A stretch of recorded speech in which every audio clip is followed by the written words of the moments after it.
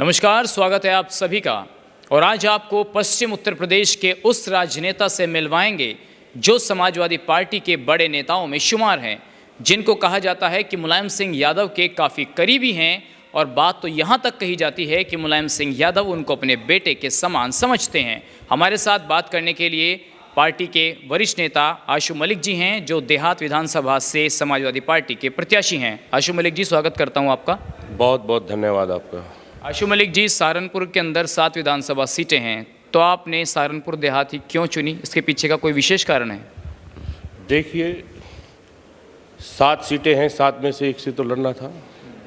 मैं सबसे पहले अपने शीर्ष नेतृत्व समाजवादी पार्टी के राष्ट्रीय अध्यक्ष आदरणीय श्री अखिलेश यादव जी का शुक्रिया अदा करता हूं, धन्यवाद देता हूं और आभार व्यक्त करता हूं कि उन्होंने जो मेरे ऊपर भरोसा जताया है जनता की सेवा करने के लिए, मैं उस भरोसे और उस उम्मीद पर खरा उतरने का पूरी कोशिश और प्रयास करूंगा। कुछ लोगों ने कहा कि मुलायम सिंह यादव आपको काफ़ी मानते हैं, अपने बेटे की तरह समझते हैं, और अखिलेश यादव जी ये चाह रहे थे कि नहीं, प्रत्याशी कोई और हो जाए। तो क्या इसमें कोई असमंजस था कि मुलायम सिंह ने कहा कि ज़बरदस्ती कि नहीं, तुम्हें आशु मलिक को देहात से लड़ाना है? ऐसी बातें हुई कुछ? नहीं, ये तो अफवाह है, इस तरह की कोई बात नहीं हुई। आदरणीय राष्ट्रीय अध्यक्ष जी ने जो मेरे ऊपर भरोसा जताया है, मैं उसके लिए उनका आभारी हूँ। आशु मलिक जी, सहारनपुर के अंदर पिछले 1 हफ्ता या 10 दिन से जो कुछ हुआ, क्या उसको लेकर आपको लगता है कि अब सब कुछ समाजवादी पार्टी में ठीक ठाक चल रहा है? नहीं, समाजवादी पार्टी में बिल्कुल ठीक चल रहा है। समाजवादी पार्टी की जो लहर है वो पूरब से पश्चिम तक प्रदेश की जनता, किसान, नौजवान, गरीब, मजदूर, ये सब चुनाव लड़ रहे हैं और जनता बदलाव चाहती है। और बहुत बड़े पैमाने पर ऐतिहासिक बदलाव उत्तर प्रदेश में होने जा रहा है। आदरणीय राष्ट्रीय अध्यक्ष श्री अखिलेश यादव जी के नेतृत्व में समाजवादी सरकार बनने जा रही है। आशु मलिक जी, एक सवाल ये भी है कि इमरान मसूद को लेकर काफ़ी बातें हुई कि वे समाजवादी में रहेंगे या दूसरी पार्टी में जाएंगे। तो लोगों ने कहा कि कुछ बड़े नेता हैं जो ये नहीं चाहते कि इमरान मसूद समाजवादी पार्टी में रहें। क्या उनमें आपका भी नाम शुमार था? मैं कभी, देखिए, समाजवादी पार्टी में हमेशा मैं कभी इन विवादों में ना पड़ा हूं और ना आगे पढ़ूंगा। जितने भी समाजवादी पार्टी के कार्यकर्ता हैं, जो पद पर हैं, जो पद पर नहीं हैं, सब समाजवादी साथी हैं। हम सबका बराबर सम्मान करते हैं, आदर करते हैं। और समाजवादी पार्टी में पूरा लोकतंत्र है।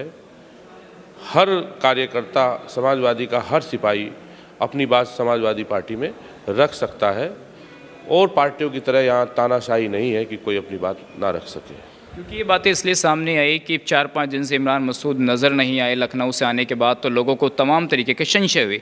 क्या बातें हुई उस दौरान लखनऊ में? क्या कुछ डिस्टर्बेंस हुआ लखनऊ और सहारनपुर के नेताओं के बीच? मेरा पूरा फोकस अपने चुनाव पर है।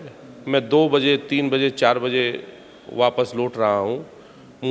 मैं सिर्फ इस वक्त देहात विधानसभा और यहाँ की 7 विधानसभा में काम कर रहा हूँ। इसके अलावा अभी क्या हुआ ये मुझे जानकारी नहीं है। अच्छा, ये बताइए, अब सहारनपुर के अंदर समाजवादी पार्टी एकजुट है? क्या समाजवादी पार्टी के नेताओं ने सब कुछ भुलाकर अब अखिलेश भैया को सीएम बनाने का प्रण ले लिया है? समाजवादी पार्टी हमेशा से सहारनपुर में भी, पूरे उत्तर प्रदेश में एकजुट है। हमने आपसे फिर कहा कि समाजवादी पार्टी में पूरा लोकतंत्र है। यहाँ सब लोग अपनी बात कह देते हैं, लेकिन जब भी कोई बात आती है, जब चुनाव का भी वक्त हो या कोई और भी है, तो समाजवादी चाहे ना संघर्ष में कभी बिखरते हैं और ना कभी चुनाव में बिखरते हैं। एक अंतिम सवाल ये है, क्या समीकरण आपने बनाया है मंत्री जी देहात पर चुनाव जीतने का? क्या वो फॉर्मूला है जो आप सोच रहे हैं कि यहाँ से समाजवादी पार्टी जीतेगी? देखिए, समाजवादी पार्टी सहारनपुर की 7 सीटों पर विजय हासिल करेगी, ये मुझे यहाँ की जनता पर पूर्ण विश्वास है। और जिन मुद्दों को लेकर के हम चुनाव मैदान में आए हैं, वो विकास और भाईचारे का मुद्दा है। हमारा चुनाव, हम यहाँ पर जो आए हैं वो खुशहाली का पैगाम लेकर आए हैं, मोहब्बत का पैगाम लेकर के आए हैं। हमारा चुनाव नफ़रत के खिलाफ है, इस बिगड़ती हुई कानून व्यवस्था के खिलाफ है, किसानों पर जो अत्याचार हुआ है उसके खिलाफ है। यहाँ पर रोज़ लोगों के साथ जो नाइंसाफ़ियाँ होती है उनके आम जीवन में, उन तमाम मुद्दों को लेकर हम जनता के बीच हैं। और मैं आपके चैनल से के माध्यम से ये भरोसा दिलाता हूँ कि एक जनप्रतिनिधि के रूप में जनता जो भरोसा मेरे ऊपर यहाँ जताएगी, जनता जो जिम्मेदारी देगी, उसका मैं ईमानदारी और निष्ठापूर्वक निर्वहन करूँगा। और एक विधायक की जो जिम्मेदारी है, वो एक विधायक की जिम्मेदारी नहीं है लेकिन लोगों को जाति, धर्म, भाषा या बिरादरी के आधार पर उनके बीच में तनाव पैदा करे या उनको आपस में लड़ाए, उनमें पार्टीबाजी कराए।